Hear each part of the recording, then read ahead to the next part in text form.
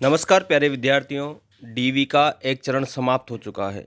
उसके बावजूद भी बहुत सारे विद्यार्थी जो डीवी करवाने वाले हैं, उन सभी के मन में कहीं ना कहीं एक सवाल अभी भी बाकी है कि आखिर किस प्रकार हमारा डीवी होगा। एक विद्यार्थी के मन में बहुत सारी शंकाएं होती है, उनका समाधान नहीं हो पाता है। लेकिन इस वीडियो के माध्यम से आपके सभी सवालों का जवाब आपको मिलेगा।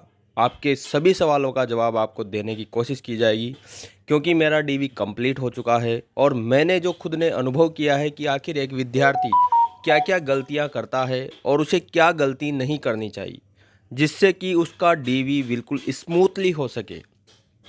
तो सबसे पहले तो आपको घर से क्या तैयार करके लेके जाना है। आपको घर से जो तैयार करके लेके जाने हैं, 2 सेट लेके जाने हैं।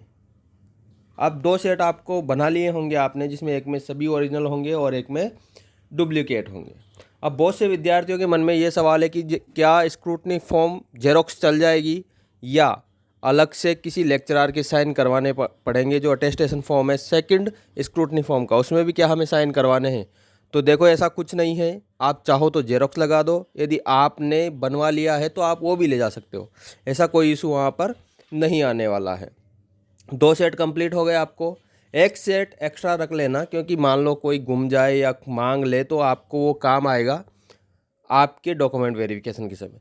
और सबसे मस्ट एडमिट कार्ड और एप्लीकेशन फॉर्म, दोनों चीज़ें आपको लेके जानी है। चाहे आप स्कोर कार्ड लेके जाओ या न लेके जाओ, लेकिन एडमिट कार्ड और एप्लीकेशन फॉर्म आपको दोनों लेके जाने हैं। आपको समय पर वहाँ पर पहुँच जाना है। जैसे ही आप समय पर वहाँ पे पहुँचोगे, जैसे ही आप सेंटर पे पहुंचोगे, वैसे ही आपको दोनों सेट अपने हाथ में लेने हैं। और वहाँ पर जो टीचर्स खड़े होंगे, वो किसी प्रकार का वहाँ पर कोई गाइडेंस नहीं दे रहे हैं। उनका मानना है कि बच्चों को सब कुछ आता है, लेकिन ऐसा नहीं है। सबसे पहले तो आपको आपके ज़िले की जो मंडल की PDF आई होगी, उसमें आपके सीरियल नंबर होंगे। आपको वो सीरियल नंबर देखने हैं। उन सीरियल नंबर को देखने पर वहाँ पर बोर्ड पर बाहर, सेंटर के बाहर बोर्ड पर आपको सीरियल नंबर वाइज लिस्टें लगी हुई होगी। उसमें आपका नाम मिल जाएगा, आप अपना नाम ढूंढ लीजिए। उसके बाद एक टीचर बाहर आएगा और वो कहेगा कि 2700 से लेकर 2800 तक के जितने भी स्टूडेंट हैं वो लाइन में खड़े हो जाए। आपको लाइन में खड़े हो जाना है। और लाइन में खड़े होने से पहले आपको कौन कौन से काम करने हैं।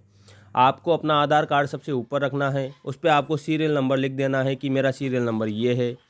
आपको चेकलिस्ट पूरी भर लेनी है। चेकलिस्ट में किसी प्रकार का कोई खाली स्थान मत छोड़ना।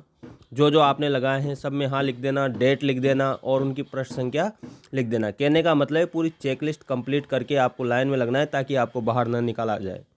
हमारे साथ ऐसा ही हुआ था कि हमने चेकलिस्ट में जो पृष्ठ संख्या थी वो नहीं डाली थी, इसलिए हमें वापस दोबारा बाहर आना पड़ा। फिर वापस लाइन में लगे। इसके बाद जैसे ही आप अंदर जाओगे, आप अंदर पहुंचने पर आपका सबसे पहले होगा बायोमेट्रिक। आपका सबसे पहले करवाया जाएगा बायोमेट्रिक।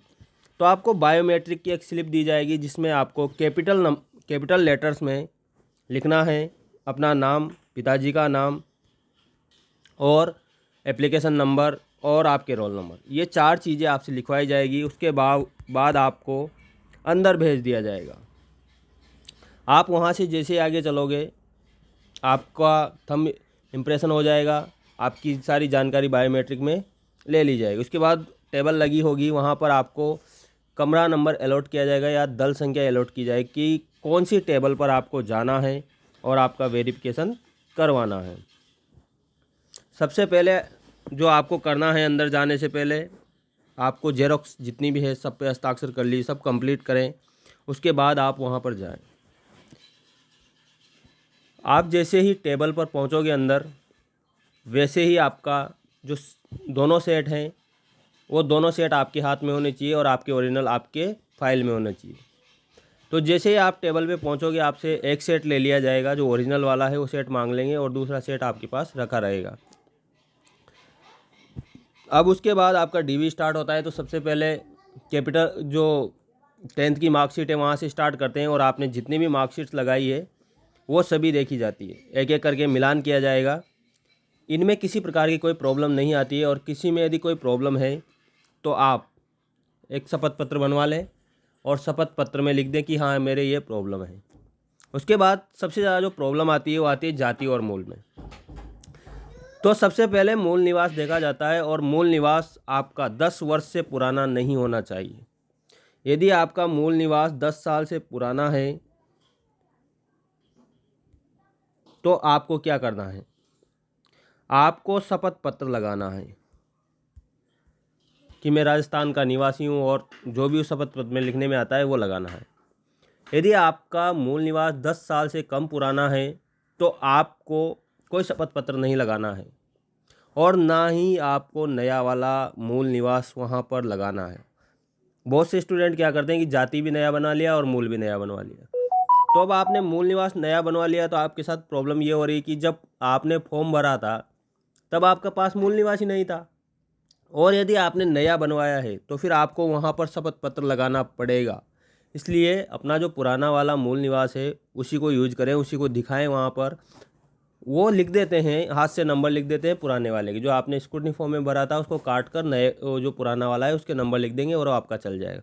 अगर आप नया लगाओगे तो फिर आपको एक शपथ पत्र उसके साथ लगाना पड़ेगा। इसलिए पुराने वाले की जेरोक्स ले जाएं अपने साथ में और पुराना वाला भी लेकर जाएं। अब बात करते हैं कास्ट सर्टिफिकेट की, जाति प्रमाण पत्र की। तो बहुत से जो बच्चे हैं उनकी जाति प्रमाण पत्र या तो पुराने हो चुके हैं ओबीसी वालों के, और या नए बनवाए हैं तो वो नहीं चल रहे हैं। अगर आपका ज़्यादा पुराना है तो आपको नया बनवा लेना है और एक शपथ पत्र उसके साथ लगाना है कि मैं इस तारीख तक मैं ओबीसी नॉन क्रिमिलियर में था, और अब मैं आगे, आपके पास आगे का होगा इसे आपने जो बनवाया है, तो आपका एक शपथ पत्र ये लग जाएगा। इसके बाद आपको किसी प्रकार की कोई प्रॉब्लम नहीं आएगी। आपका जो डॉक्यूमेंट वेरिफिकेशन है वो स्मूथली हो जाएगा। सारे डॉक्यूमेंटों पर साइन कर लें, सब कुछ भर के लेके जाएं, और यदि आपको लगता है कि मेरे यहाँ गलती है तो उसका शपथ पत्र साथ लेकर जाएं। जैसे ही मांगे आप निकाल कर उसको दे दें। इससे होगा ये कि आपके पैसे तो लगेंगे लेकिन आपको बार बार भागना नहीं पड़ेगा। वहाँ से बाहर जाओ, बाहर से जेरोक्स से करवा के लाओ, और उसके बाद जो आपका कहीं दूर होगा आने जाने के पैसे, तो बहुत सारा टाइम वेस्ट होता है। 10 बजे जाने वाले भी 2 बजे तक बैठे थे और 12 बजे जाने वाला भी 1 बजे फ्री होकर बाहर निकल गया था, क्योंकि उनके पास सारे डॉक्यूमेंट थे। तो बिल्कुल भी घबराएं नहीं और अपने सभी डॉक्यूमेंट ओरिजिनल साथ लेकर जाएं। 2 सेट बना लें। बाकी आपका कोई सवाल है तो आप नीचे कमेंट कर सकते हैं, हम इसका जवाब देने की पूरी कोशिश करेंगे। धन्यवाद।